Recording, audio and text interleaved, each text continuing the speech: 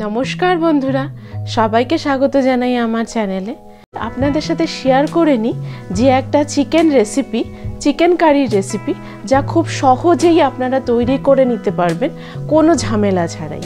কিন্তু সেটা নান, পরোটা, fried rice, pulao সব কিছুর সাথেই সার্ভ করতে পারবেন। দেখতে পাচ্ছেন কি ডিলিশিয়াস লাগছে না দেখতে?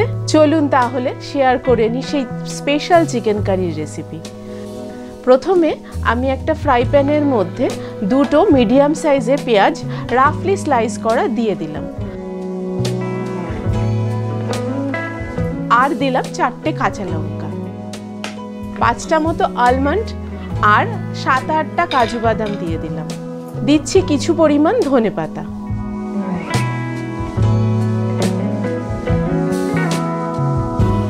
এরপর পরিমাণ মতো জল দিয়ে দিচ্ছি। এই পেঁয়াজ আর সমস্ত কিছু ভালোভাবে সেদ্ধ হবে সেই পরিমাণ জল দিয়ে দিলাম। এবার এটাকে একটা ঢাকনা দিয়ে ঢেকে সেদ্ধ হতে দেব প্রায় 7-8 মিনিট, সেটা মিডিয়াম ফ্লেমে। যতক্ষণ পেঁয়াজগুলো সফট না হয়ে যাচ্ছে আর বাদামগুলো সফট না হয়ে যাচ্ছে ততক্ষণ পর্যন্ত সেদ্ধ করব। মাঝে মাঝে একটু নেড়ে দিচ্ছি যাতে সব দিকই ভালোভাবে সেদ্ধ হয়ে যায়। এইভাবে ঢেকে 7 থেকে 8 মিনিট সেদ্ধ করব। সেদ্ধ হয়ে গেছে, ফ্রাই প্যানটা সরিয়ে একটা কড়াই বসিয়ে দিচ্ছি। এর মধ্যে দিয়ে দিচ্ছি 100 গ্রাম মতো রিফাইন্ড অয়েল। তার মধ্যে দিয়ে দিলাম একটা শুকনো লঙ্কা, হাফ টিস্পুন জিরে, 4টে এলাচ, একটু দারচিনি আর 4-5টা লবঙ্গ, আর দিচ্ছি একটা তেজপাতা। ফোড়নটা ভালোভাবে ভেজে নিচ্ছি। এখানে একটু তেলের পরিমাণটা বেশি লাগবে কারণ একটু স্পাইসি হবে সেই জন্য। ফোড়নটা ভালোভাবে ভাজা হয়ে গেছে, এর মধ্যে একটা গোটা রসুন দিয়ে দিলাম। আগেকার দিনে রান্নায় দেখবেন অনেকেই মা কাকিমারাও এরকম গোটা রসুন দিয়ে কিন্তু রান্না করত। আর এই যে চিকেনটা কিন্তু ম্যারিনেট করিনি, একদম ধোয়া চিকেনটাকে কড়াইয়ের মধ্যে দিয়ে দিলাম। বললাম না কোনো ঝামেলা ছাড়া রান্না করব, সেই জন্য চিকেন ম্যারিনেশনের কোনো ঝামেলাই রাখিনি। চিকেনটাকে ভালোভাবে তেলের মধ্যে ভেজে নেব। এই রান্নার মেন টেস্ট আসবে কিন্তু চিকেনটা যত সুন্দরভাবে ফ্রাই হবে রান্নার টেস্ট তত বাড়বে। সেই জন্য একটু ধৈর্য ধরে মিডিয়াম ফ্লেমে চিকেনটাকে ভালোভাবে ভেজে নেবেন। দিয়ে দিলাম 1 টেবিল স্পুন আদা রসুন বাটা। চিকেনটা প্রায় 5 থেকে 7 মিনিট মিডিয়াম ফ্লেমে ভেজে নিয়েছি। আদা রসুন বাটাটা দিয়েও আবার ভালোভাবে ভেজে নিচ্ছি। যতক্ষণ আদা রসুনের কাঁচা গন্ধ না যাচ্ছে ততক্ষণ ভেজে নেব। এর মধ্যে দিয়ে দিলাম 1 teaspoon Kashmiri red chilli powder, আর দিচ্ছি হাফ টিস্পুন হলুদ গুঁড়ো। এটার মধ্যে কাশ্মীরি রেড চিলি পাউডার দিয়ে কালারটা আসবে, সেই জন্য হলুদ গুঁড়োর পরিমাণটা কম রেখেছি। আমার মনে হচ্ছে যে কাশ্মীরি রেড চিলি পাউডার আরেকটু লাগবে কারণ কালারটা প্রপার আসছে না, সেই জন্য আবারও 1 teaspoon Kashmiri red chilli powder দিয়ে দিলাম। কাশ্মীরি রেড চিলি পাউডার আর হলুদ দিয়ে ভালোভাবে মাংসটাকে ভেজে নিচ্ছি। আর এই তেলের মধ্যে রেড চিলি পাউডারটা যাওয়ার ফলে চিকেন কারির কালারটা কিন্তু খুব সুন্দর আসবে। একটু ধৈর্য ধরে লো টু মিডিয়াম ফ্লেমে রেখে চিকেনটাকে ভালোভাবে ভেজে নেবেন। এর মধ্যে দিয়ে দিচ্ছি হাফ টিস্পুন জিরে গুঁড়ো। মশলার পরিমাণও কিন্তু খুব কম রাখছি, কিন্তু তাতেও দেখবেন অসাধারণ এক টেস্ট আসবে। দিয়ে দিলাম 1 টিস্পুন ধনে গুঁড়ো। জিরে আর ধনেটাও ভালোভাবে ভেজে নিচ্ছি। এই সময়ও কিন্তু ফ্লেমটা লো টু মিডিয়ামে আছে।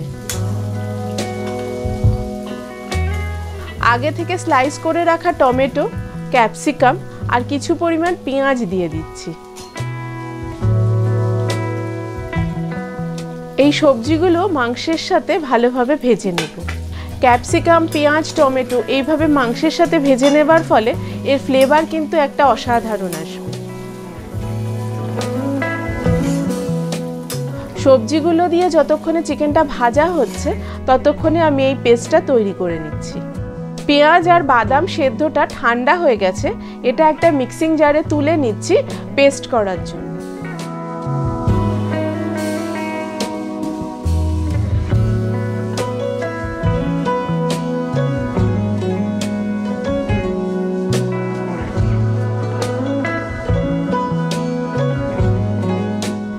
দিয়ে দিচ্ছি স্বাদ অনুযায়ী নুন। এতক্ষণ কিন্তু নুন দেইনি, কারণ আগে নুন দিলে চিকেন থেকে জল বেরোতে শুরু করলে চিকেনটা কিন্তু ভালোভাবে ভাজা হবে না। সেই জন্য চিকেনটা ভালোভাবে ভাজা হয়ে যাওয়ার পরে নুনটা দিলাম। এরপর জল বেরোলে পরে সেটা গ্রেভিতেই আমার কাজে লাগবে। পেঁয়াজ আর বাদামের যে পেস্টটা করে রেখেছিলাম সেই পেস্টটা দিয়ে দিচ্ছি। এবারও নেড়ে চেড়ে ভালোভাবে এটাকে কষিয়ে নেব। আর কষানোর সময় কিন্তু আবারও বলছি, আঁচটা লো টু মিডিয়ামে রাখবেন। যতটা ধৈর্য ধরে রান্নাটা করবেন চিকেনটাও ভালোভাবে সেদ্ধ হয়ে যাবে আর রান্নার টেস্ট আর ফ্লেভার দুটোই ভালো পাবেন।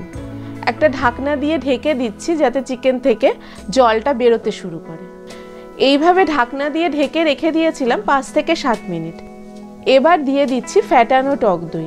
এখানে ফ্যাটানো টক দইয়ের পরিমাণটা প্রায় 50 গ্রাম। এখানে আমি কারি কাট চিকেন নিয়েছি এই 500 থেকে 600 গ্রাম মতো। তার মধ্যে 50 গ্রাম টক দই যথেষ্ট। আপনারা যে পরিমাণ চিকেন রান্না করবেন সেই হিসেবে মশলার রেশিওটা কিন্তু ঠিক করে নেবেন। আবার ঢাকনা দিয়ে ঢেকে দিচ্ছি 5-7 মিনিটের জন্য। চিকেন কারির মধ্যে ধনেপাতা ইউজ করব, সেটাকে চপ করে নিচ্ছি।